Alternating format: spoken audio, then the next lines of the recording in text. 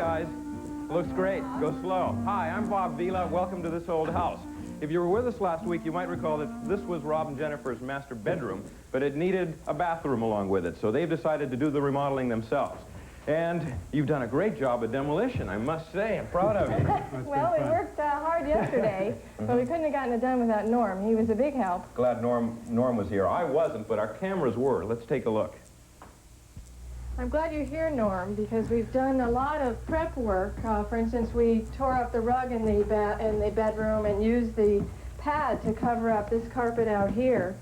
But we're not sure where to go from here. Well, that's right. You know, you've really got to protect the rest of the house while you're doing this. Even though you're working up here, when you start to rip out plaster, that dust is going to travel. So use what you can to cover it, and maybe even get some plastic and put it over some of the door openings of doors you don't use very often, so that dust doesn't get in there. Okay. Well, we're going to start by going through this wall because we're changing the way the door works. Okay, that's right. Your new entrance is through here, but you don't really want to knock this wall down first. Okay. You want to get the inside of that room cleared out, first of all, and then this wall can come down. Now, because you're having your new entrance here, you're going to have to take these door frames out and the casings and all the trim. And I think I can show you better inside how we can do that. Okay.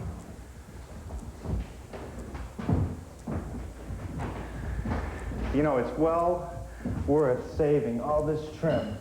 The casings, as you can see, are a special casing. You can't go down to the lumber yard now and buy pieces of casing like this. The head pieces up here have moldings which are all mitered around the corners.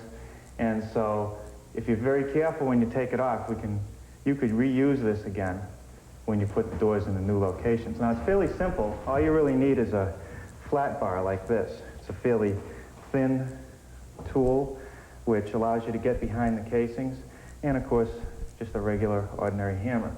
And what you really have to do is get the bar, carefully drive it in behind the casing and pry it out. And you just work your way down. You know, take your time, because you've got the time to take them off and save them. Okay. And then just take it out. Now, you've got nails, and some stay in the wall and some stay in the casing. Now, the thing you don't want to do is take the hammer and drive these nails back through, because what will happen is it'll knock holes on this side, which will be harder to repair when you get ready to paint them again. So what you do is you just take the hammer and hook the nail, bend it over, and just keep working at it.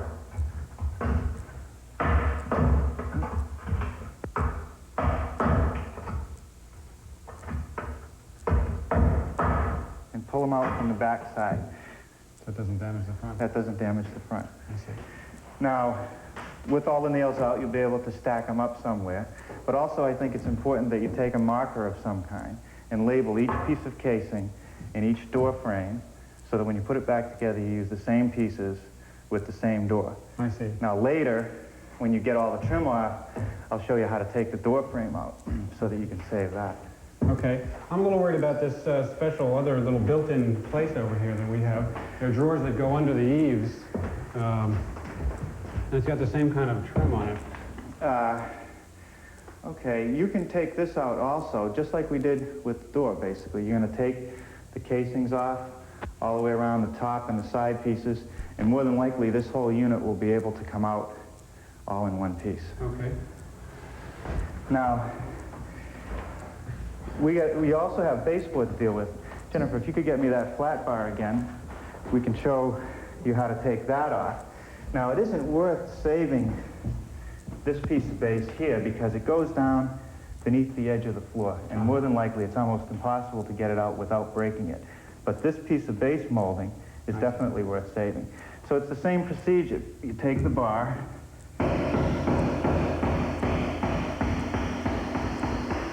carefully drive it down behind the molding, and just pry it off. It comes right off. But you're pretty lucky because sometimes it doesn't come off this easily. Now this one goes behind that piece of baseboard. So we'll have to work it out a little bit. Okay. now pull the nails out of this the same way as you did on the door casings, Okay. and save all these pieces. Now, they may not go back in the same place, but you're adding closets and things, so you could use that We don't have to... to mark those. No, it's not necessary to mark those. Now, it's pretty hot today, and It sure is. you're going to need some more ventilation in here, especially when you remove the plaster. So these windows don't provide for very much, so I think you should take these window sashes totally out so that you can get some more air in here. Now, the first thing you have to do is take a screwdriver and take the screws that are in the window stops out. And in this case, there's only 3. We just remove those.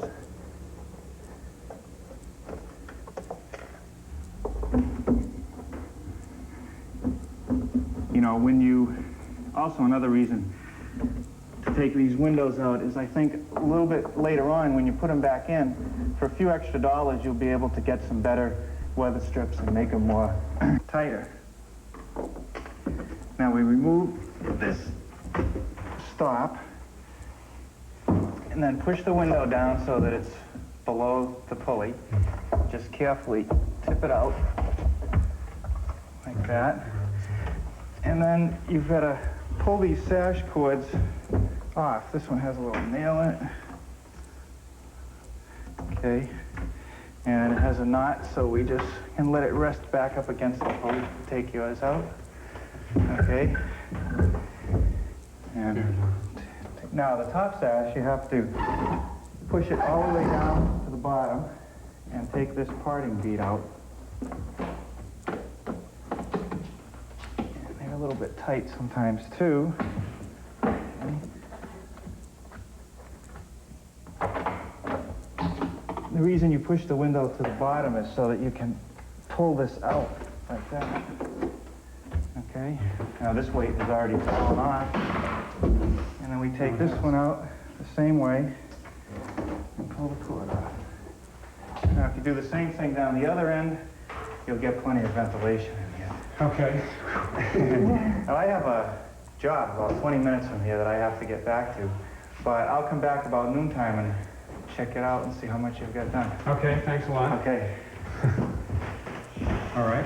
Well, where do you want to start? You want to start with the molding, and I'll pull the sash out of the window. All right. Come on in, Norm. Rob, Good to see you. how's it going? Not bad. We've got just about everything out, and it's really been pretty good. We've trimmed away pulled away the molding and cleared both windows. Jennifer's just labeling the last door trim here. Okay, no surprises? Not any big surprises, a couple of blood blisters here and there. Well, I brought a couple of tools with me. Okay. And I thought the first thing that I would do is show you how to take this door jamb out because, you know, again, this is like your trim. To go to the lumber yard and buy another frame, it would cost you about $30. $30 for this. So that's right. So it's well worth saving it. Plus, that would be $30 for the frame. Plus, the butts would cost you another $3 or $4 a pair. So you might as well save everything you can.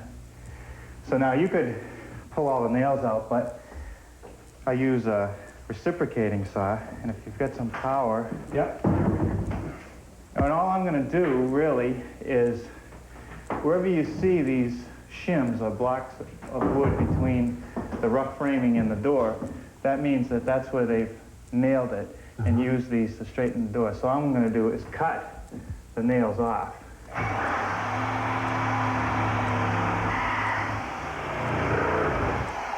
That should be it. Should be able just to tilt it out. Pull the bottom nail a little bit. There might be some flooring nails there. There you go.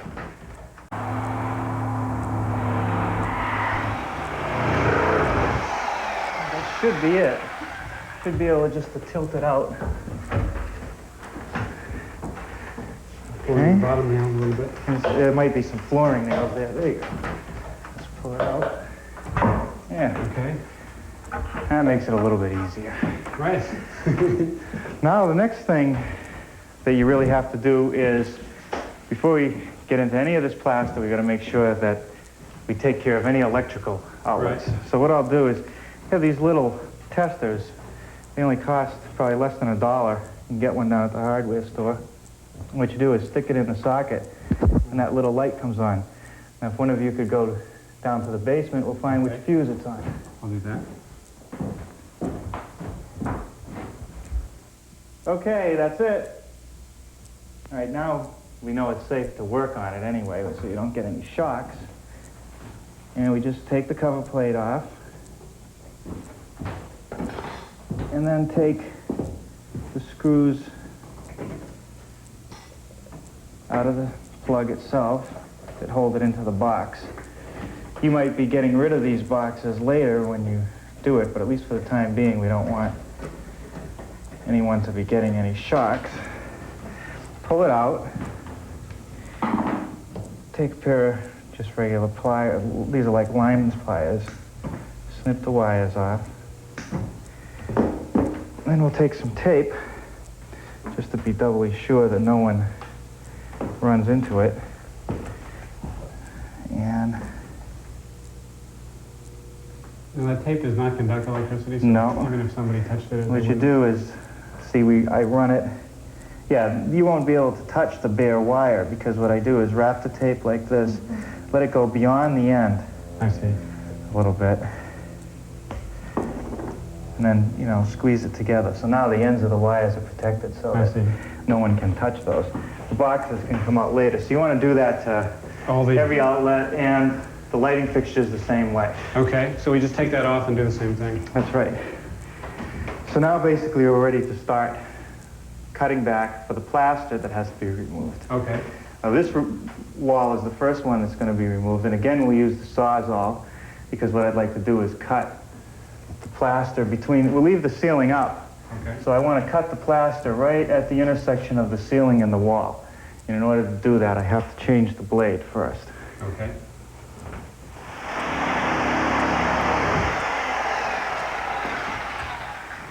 Okay, well, now with that cut, you're going to be able to save your ceiling, which will save it. I'm sure that that'll help.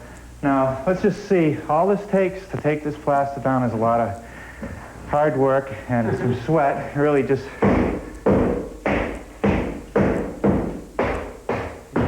bust the hole through, see what we've got. And this is not the old wood lath, but a little different material.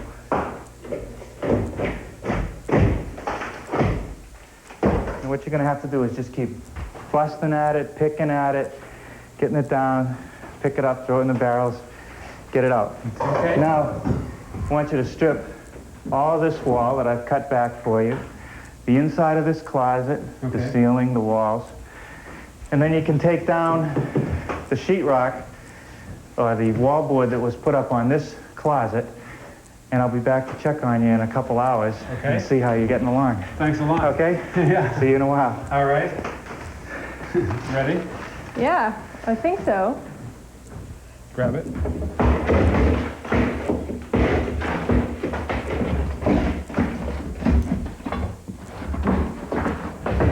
Does the stud go diagonally? No, no, but that's the outside wall.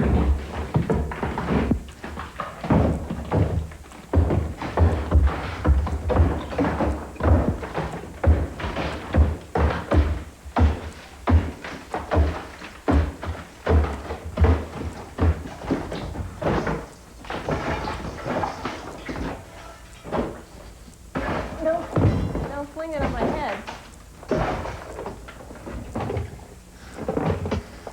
So much for our lining on the stairs. We'll put it back. Again? Many more? Come on. Like the Olympic javelin.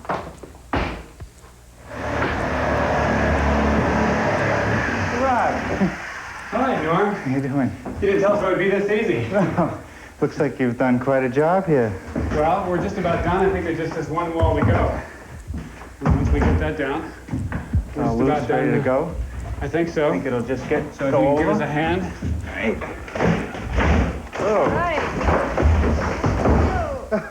great. What's left is the living room. Well, what do we do now?